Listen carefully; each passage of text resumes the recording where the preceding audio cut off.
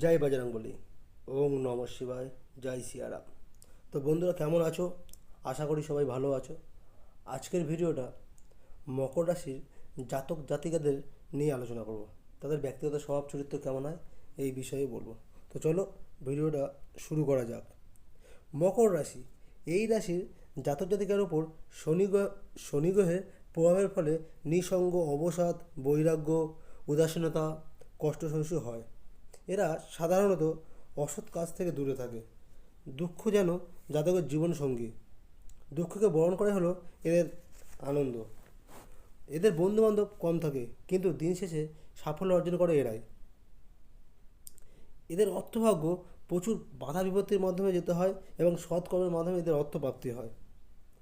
আচ্ছা, এদের বিবাহ যে কাদের সঙ্গে বিবাহ করা উচিত বা কীরকম তোমার রাশির সঙ্গে বিবাহ বিবাহ করা উচিত, তা সেটা নিয়ে একটু বিস্তারিত বলবো। এরা সাধারণত কুম্ভ রাশির পাত্রপাত্রীর সঙ্গে বিবাহ হলে সুখী হবেন। দাম্পত্য জীবনে কলহ থাকবে। ব্যবসা বাণিজ্য, এদের কয়লা, কেমিক্যাল, হোটেল ব্যবসায় লাভবান হবে।